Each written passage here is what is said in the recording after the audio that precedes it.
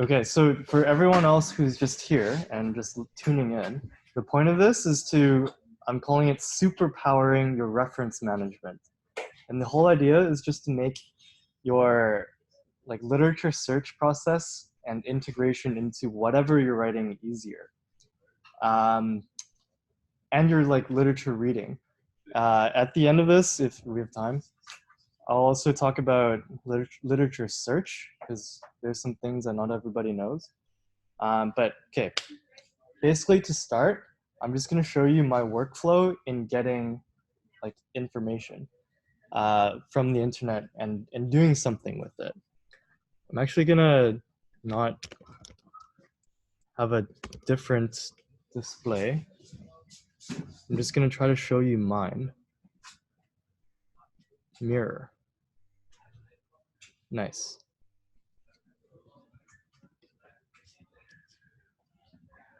Okay, so let's say you're looking for a paper on some topic, right? And you go to whatever website. This part doesn't really matter, but give me a topic. What do I need to look up today? Circular economy.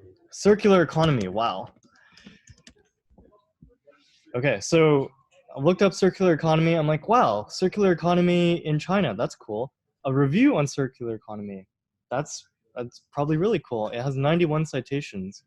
Let's check it out. I'm going to end up in publisher page. This is like big journal. I'm going to read through the abstract, blah, blah, blah. Wow, this is a really interesting paper. So I'm going to download it because I want to save it. I want to read it in its entirety. I could read it here on the website, but I think most people prefer downloading it as a PDF so you can highlight and add notes and everything, right? So I'm going to download it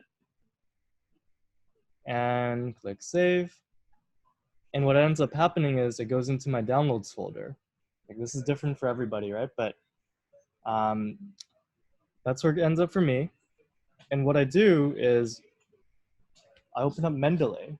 And Mendeley is the program I use to manage my references. Mendeley is owned by Elsevier. It's free to use, but there are also free to use open source alternatives as well. Zotero, I think, is the biggest one. But the point of these systems is basically just to let you keep all of your literature together, organize it, but then also be able to do things like easily add it into whatever you're writing. So I'll show you that later too. But let's get back to this. So circular economy, what does that fit into? Maybe economics. I don't have a. Usually I would have a folder relevant to it if I really cared about the topic, right? But okay, let's say circular economy is now a topic, and all I do, drag this guy in, click on it, check is everything correct. This one looks like it all worked correctly. Usually Elsevier ones do, but then Mendeley has this really nice feature where it finds the DOI of this paper, and I can verify that by opening the paper. Double click and it opens a PDF. I can see down here, this is the DOI. This is what it says here. I press find, and basically it checks that everything else is correct. So for example, if none of this was correct, if the title was blah, blah, blah, authors, oops. Just gonna close that. I don't know what I did, but authors' names are all messed up. Sorry, clicked on a wrong button. This doesn't work for abstracts, but all this stuff is wrong, and this happens quite often for PDFs, right? All I have to do is click this find button, and then suddenly everything gets fixed. And it's formatted the right way, and I don't have to figure out actually this didn't work for Sergio. Interesting. But it worked for Patricia, I think. Anyways, so usually it works, right? But yeah, so then from there, it also creates this citation key, which is important for LaTeX if you use it. But I've downloaded this PDF that I want to read, and I can open it here. I can make sure all the information is correct, and then I'll probably go through and actually read it, right? So I'll probably like highlight things. I can change colors. It's like a fully, like it has basically every PDF editing tool you could probably want. But one cool thing about Mendeley is I can also add notes, and I can say blah, blah, blah. I can find another note, blah, blah, blah. And then it also integrates these together, so I can see both of my notes like in one view together. I don't have to go hunting through my PDF for every single note that I left. I can also leave notes here being like, this paper is about blah, blah, blah, circular economy, right? Yeah, I can also navigate through it these ways, but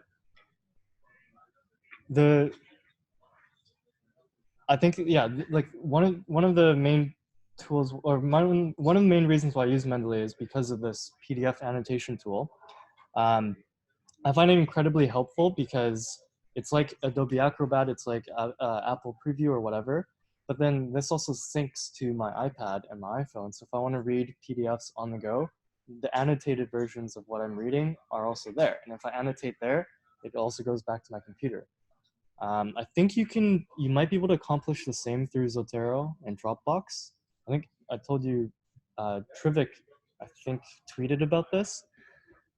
I don't know if he figured it out, but certainly possible. But then also, this is also like my personal library, right?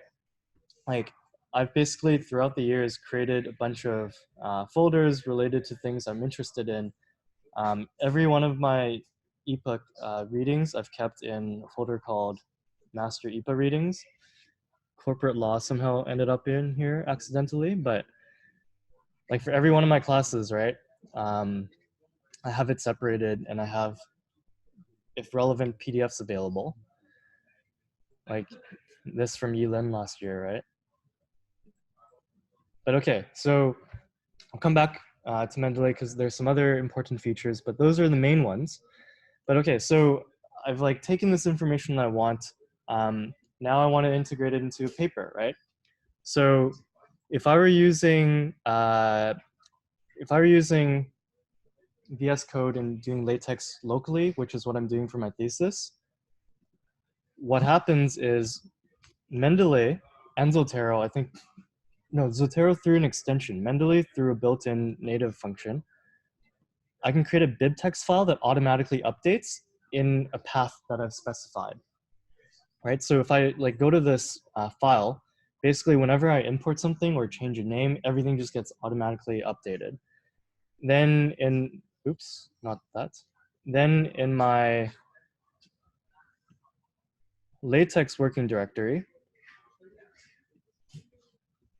I've set a, I say /bibliography. I say whatever that is, wherever the directory is that Mendeley has set. And then I can basically just go cite and then look for it. So what was that paper called?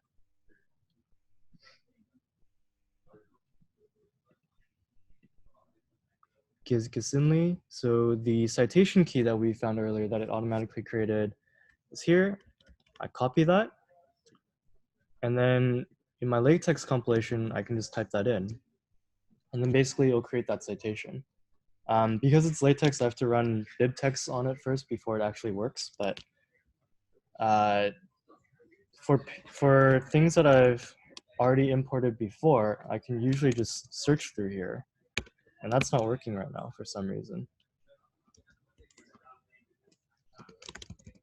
Okay, usually I can just like type in parts of the abstract, like title, keywords, author name, and I can just search in here. Oh, now it's showing up. Right, like I typed in some gibberish, and there's a paper from that's called Jindal 2008, and it's about carbon sequestration. Right, you can see all this information about it. And I'm like, yeah, that is the paper that I want. I just click on it, and then it's done. And if I save and compile, then it compiles into my PDF. Right, so like when I write, like it's as simple as that. If I want to change the citation style, then that's a LaTeX thing I can just change, right? But okay, what about Word? So let's say I'm working on something in Word with like classmates or just by myself. Mendeley and Zotero, I think all of these integrate into Word. So let's say like I made a claim and I want to reference this guy that we just found. I go to references, there's a button that says insert citation. What was his name? Maybe I should, circular economy. Review, oops. Economy, review. And there's a paper, the Patricia Gisellini. How do you pronounce that? I click yes, and then it's automatically there. At the end of my document, I can just click and type in references, and I can just click this one button, insert bibliography, and it automatically shows up too. Can you do that again? I'm gonna delete it. I have my references. I'm gonna bold it this time even. Sorry? I made a claim and then Like this part. Okay, let's find another one. So I made another claim, right? And I want to cite this. So put in the period, but right before the period, I want to put in citation. In this case, let's look for heels because this is on top of my mind all the time. This paper, right? Or I can just search through it, or I can type in, I don't know, Pietro. Maybe I have nothing in my library that matches for Pietro. Sorry. Green growth possible, Jason Hickel. Oh, and I have things I've written myself in here because sometimes I need to reference myself. Is green growth possible? Okay, sorry. What I just clicked was I clicked too many things and it went back to Mendeley. Jason Hickel. So there, I press OK, and it shows up. And then if I go back down here to references, insert bibliography, it shows up. If I delete this and click refresh, bibliography refreshes. Let's say I'm writing into some paper, some journal, and they want APA. And then suddenly my supervisor says, oh, we need to change citation styles. So I'm like, oh, well, what do you want to change to? I have many styles. Oh, we're going to publish in Nature. Okay, fine. Publish in Nature. Bam. Taken care of. References, all formatted. This part I have to fix. Like, I had a space before because I was using brackets, right? But those are small changes. Like, this takes so much time, or this makes your life so much easier, I think, especially if you're typing citations like Zotero and many others I've found, like one by one, right? Like sometimes, yeah, it's not that big of a deal, but sometimes it can save you a lot of time. And like this is not considered like a hack or cheating anything. Like TU Delft officially recommends this too. They actually officially recommend Mendeley, even though it's owned by Elsevier and is not open source, but they officially recommend you do this. What's the other one? Overleaf. Does anyone use Overleaf? Okay, so I'll just show you quickly. The workflow for Overleaf would just be usually like I would probably have kept everything that I'm working on in the same folder. So I might have a project folder. If I'm working with a group, I'll have a group project folder. This is another feature of Mendeley. I can share things with groups.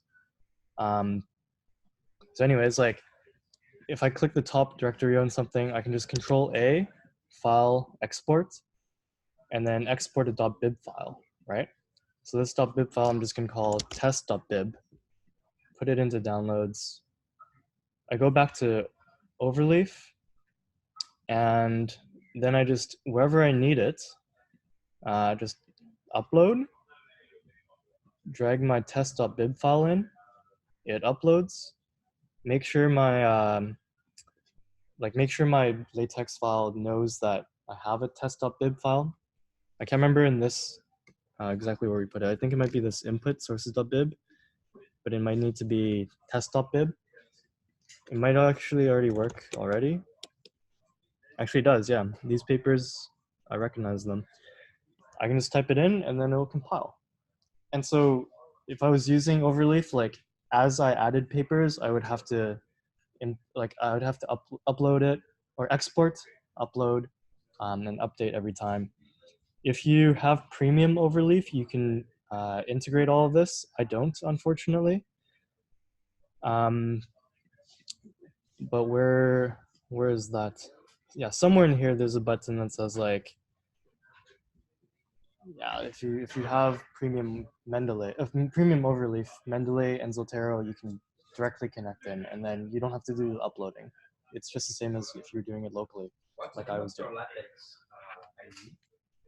I use Visual Studio Code for almost everything now, for many reasons, but like, I don't know, just to show off a few features, like I can go Control Shift down, and I can just create copies like this.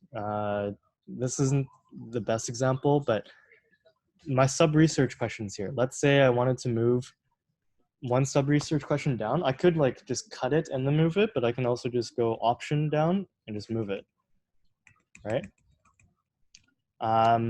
What other features? Let's say like at the beginning of every item here, I wanted to add some random words. So I can hold down Option, and I can have multiple cursors.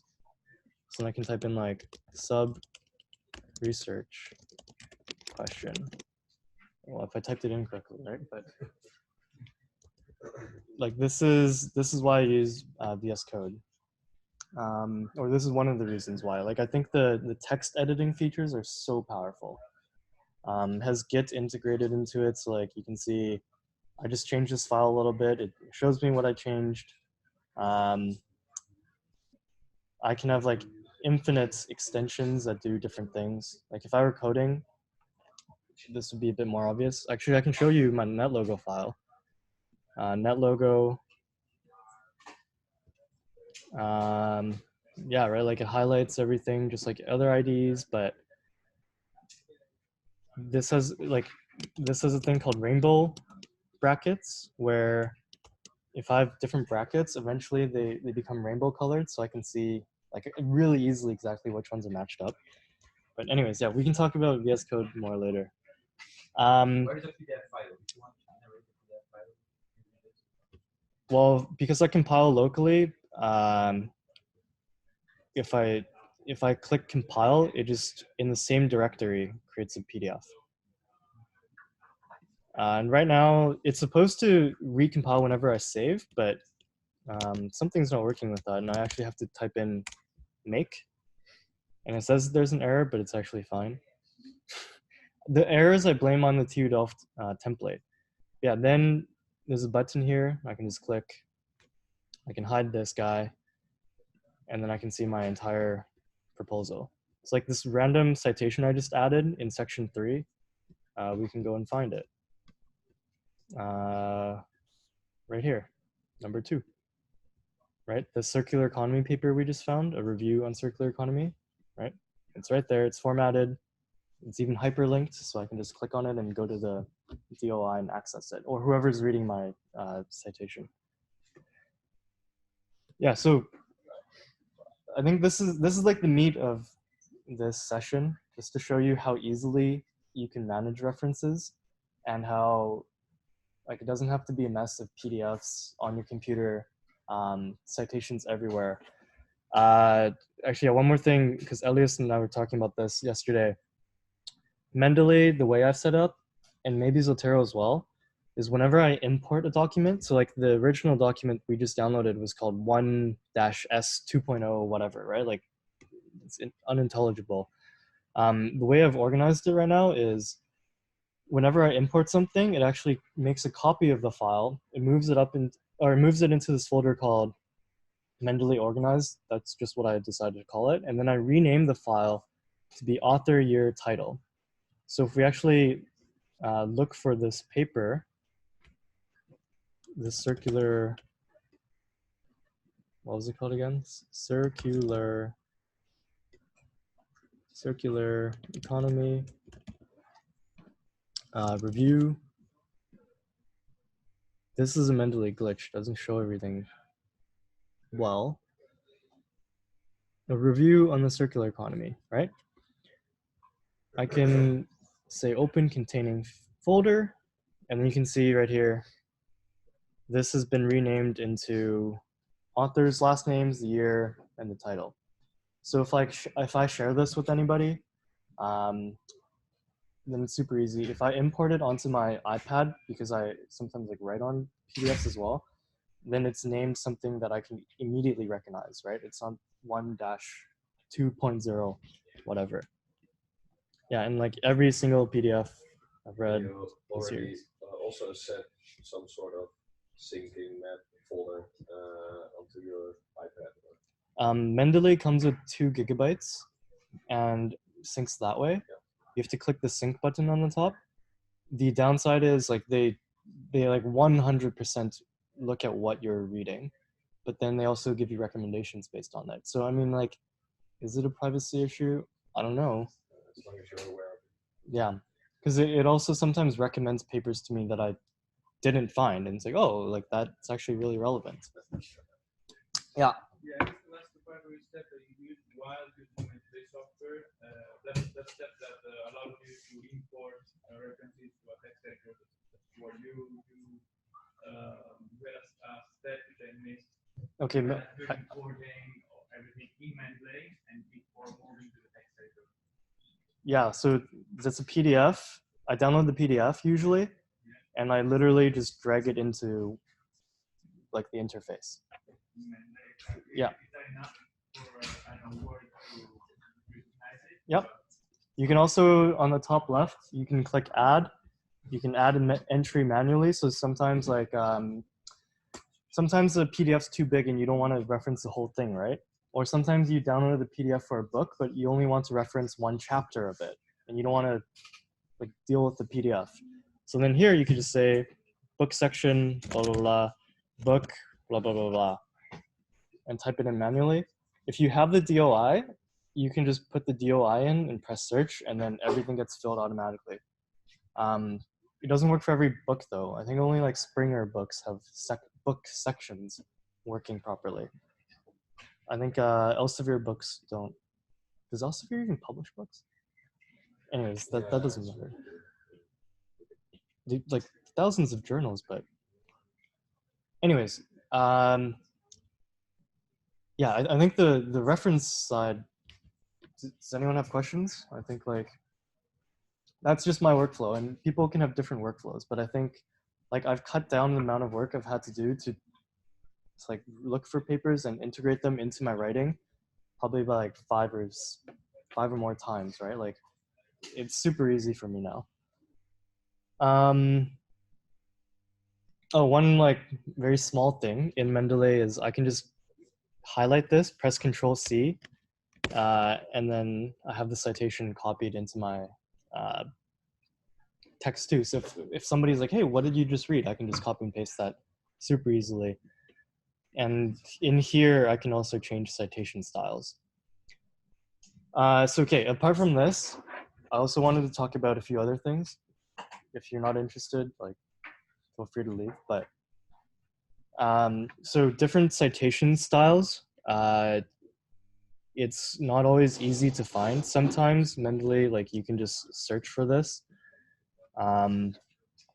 Sometimes I'll just show you for Elsevier because I imagine a lot of EPA students will probably have Elsevier papers.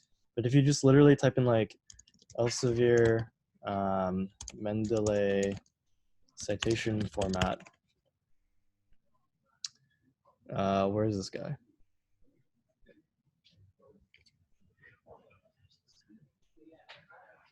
Actually, this might be a bad example because I've only recently done this for LaTeX citation styles, not Mendeley citation styles. Do I already have it? No. Okay, maybe I won't show you, but if you Google it, you can probably find it pretty easily. Like Elsevier citation format, Mendeley, or the title of the journal, you'll probably find it. Okay, other things. I was going to show you Semantic Scholar. Do you already all know about Semantic Scholar? If not, like, you should know about it. It's a free search engine and it just searches through papers, but it also, they promise that it cuts through clutter. It promises that it finds you only the relevant papers. So this isn't like, in philosophical terms, I would say like this is a necessary part of my search process, but not a sufficient part of my search process, my literature search. Because like, I depend so much on this now. If you type in like any topic, you can probably find like good sources and sources with PDFs. I usually use this now as like a starting position for whatever I'm looking into. Like, give me a topic, anything, maybe something you know, maybe something you don't know. Elias, Pietro. Dynamic theory. Systems dynamics theory. Okay, that's not related. Okay, none of these are related. Power system dynamics. No. Okay, if I type in here, instead of theory, what if I type in Forrester? Okay, or model. Okay, well, yeah, here we have Forrester, right? Dynamics of complex systems, more Forrester. Okay, maybe I shouldn't type in Forrester.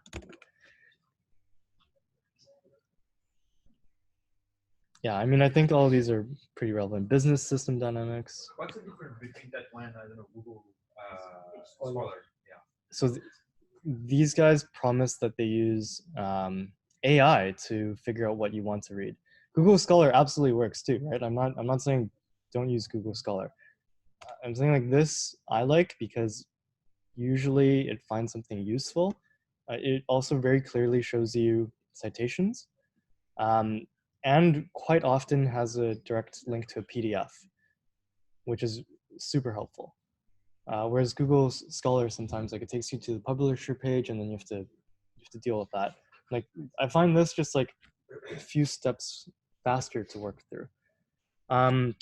Another thing, I don't know actually for Google Scholar if this works, but if you are searching in a search engine, you can usually, sorry, let me go to Science Direct instead. You can usually do something in keywords, like, how do I explain this? Like conditionals in your search terms. So you can type in like, in brackets, circular economy or sustainability and, I don't know, Netherlands. So basically this is now looking only for papers that have to be related to the Netherlands, but then can be related to either of circular economy and or sustainability, right? Like this is a very small thing. I think a lot of teaching courses, writing courses teach this, but some people might not know that. And then I think the last main thing I want to show is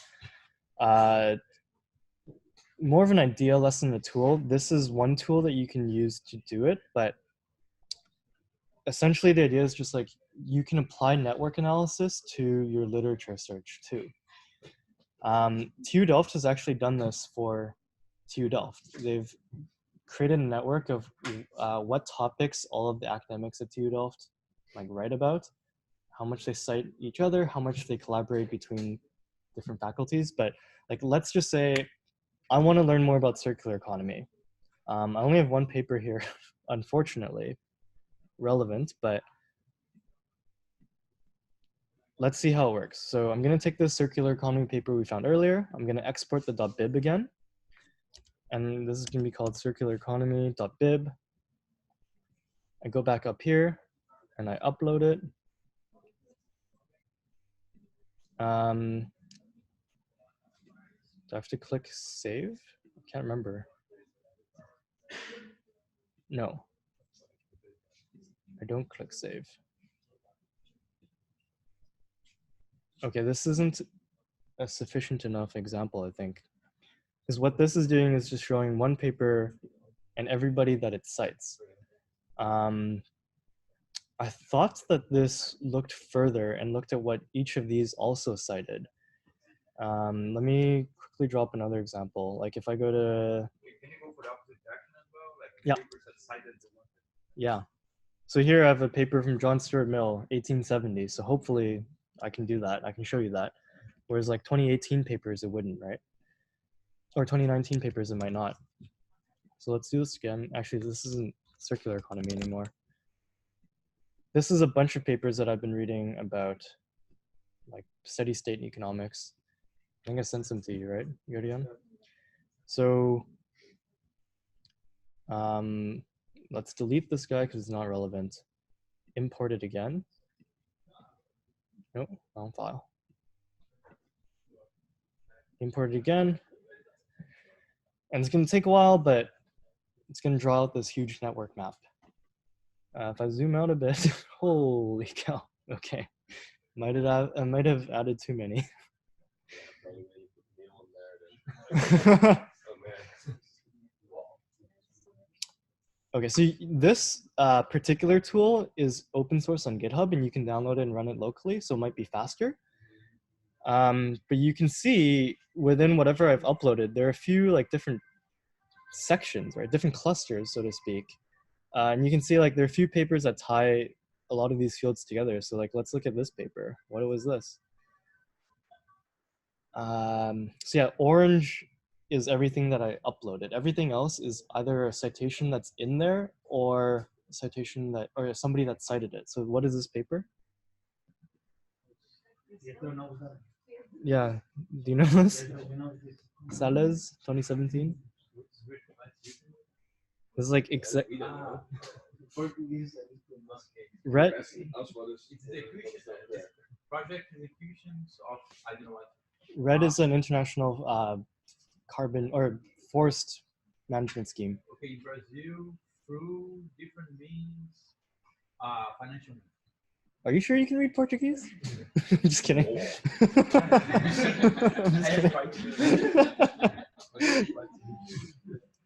Sorry, but yeah, like you can see in here, sometimes you'll see like a very central node, so to speak, like this paper that maybe you should read because, like, yeah, obviously there's a lot of things relevant to this. Actually, this is papers citing seed papers. So this is influenced by all these papers. So if I go to papers cited by, then I can find the things that influenced the papers I've already read. Right, so for example, I don't know, this guy's tying together 3 different papers that I've read. What is this? Humanity's unsustainable environmental footprint. That seems very relevant to everything else that I was reading. It's published in Science, so yeah, I mean, probably a lot of people read it, right? But like, point is, this can also help you discover papers that you might not have thought about before. Or at least this approach. You can see some of the papers have no links to anything else. It could be that the program hasn't like understood what you are trying to find sufficiently. Yeah, I hope this and everything else can be incredibly useful to what you need to do in the future. I don't think there are any other tools I've missed or any other major tools I've missed.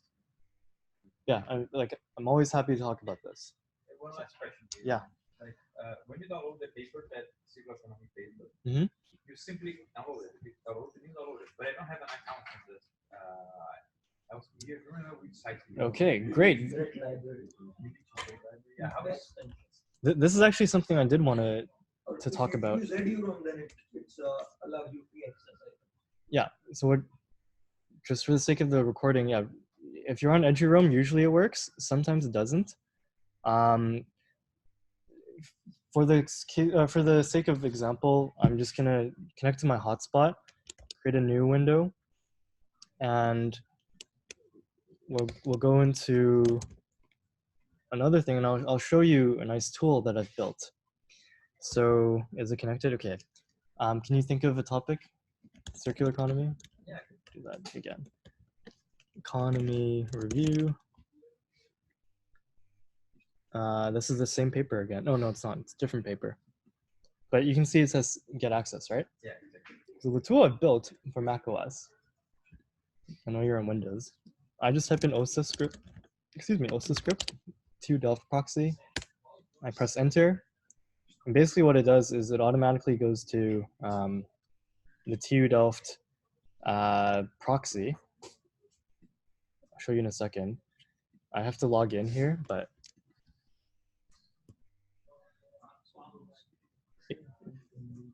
it basically just does science direct and then it adds in .tudelft.idm.oclc.org, and that's the TU Delft proxy. I just need to copy that passage and paste there between the URL. Yeah. URL, yeah. In this case, with Science Direct, you have to add in hyphens. Some websites you can just do, actually I don't know for TU Delft, but some websites you could just do like sciencedirect.com .TU Delft, blah, blah, blah, blah. I think hyphens almost always works. Yeah, now I can just download it and it's super easy. I think Laura said if you sign in through like TU Delft, for example, like we did just now, and you make sure it saves cookies, then it should stay as well for Science Direct. Also, you can download the VPN. Yeah, yeah. VPN. And it, and it's automatically tagging you out of the network. Yeah, this is a self-plug, but I actually have a blog post about this exact topic somewhere. One more, I think. Yeah, this one. First, you have to read all the other blogs. Yeah, you have to read every single one. But I don't know if you've ever seen this Twitter account, but it's called Ed Jerome Loves You. I think it's hilarious. Yeah, I typed up like how proxies work, this stuff about TU Delft, and VPNs. I haven't added the TU Delft one in. Maybe I should do that. But yeah. Yeah, but it is a very clear manual on that. There is also an extension in Chrome library. Yeah, nice. I don't use Chrome, so that doesn't help me. But yeah. Do you use any other program to making plots or Plots? some diagrams or something like this that you can integrate? LaTeX? Yeah, so this part I haven't figured out yet because I haven't needed to make any diagrams, but I'm writing a blog right now about locally running LaTeX. I mean, it'll be relevant for people who don't do locally too, but I found some good guides on doing LaTeX, especially with Git and integrating everything. I think what I'm gonna do mostly is just try to make vector files, vector outputs like .svg, and import those. But yeah, I haven't got to that part yet, quite honestly. But once I do, I mean, I'll let you know. I really think like we're gonna collectively run into so many similar issues that it's really worth setting up somewhere where we can share like how we've solved different types of issues. Like maybe it's just WhatsApp, maybe that's sufficient, but maybe not. Maybe we should come together every 2 weeks and be like, hey, how did you change whatever? I don't know. Yeah, like I said, I find this stuff fun, so you can always talk to me. Did you have a question? No? No. Yeah. Anyone else got any questions? Did this help you? Yeah. But everything in the bright space. Yeah, actually I have Mendeley, but I don't know actually how to use it. So now I got to know. Now you know how to use it, yeah. I just found out if you try to make an account with sort of TU Delft on Mendeley, it doesn't get you to work with a desktop version. So don't connect to Simonet. That's what it's called. Okay, don't connect your TU Delft account to Mendeley. Yeah. Maybe there's a way around it. Fair enough. Elsevier hates Dutch schools, right? I guess so. Probably way to good read. Yeah. A small question. Do you have any idea how I Yeah. can find a DOI if I don't have it? DOI, Digital Object Identifier, I think. If I I guess. Only one I cannot find. It's an old way. So for the sake of the recording, not every file has a DOI, especially older ones. Yeah, sometimes it's just not there, which sucks, but and sometimes the journal doesn't put things in correctly too. Like sometimes there are, I would call them editorial issues. Like sometimes there's a space between the whatever, or like one I really hate. There's this one journal that they capitalize all the titles and all the author names. I'm like, come on, like, like stylistically in print, sure, fine, you can do it, but I need to reference this, and I don't want all caps. Yeah. No, there are a bunch of other tools I think I haven't talked about, but I mean, those aren't as important. Okay, I'm gonna stop the share and stop the recording.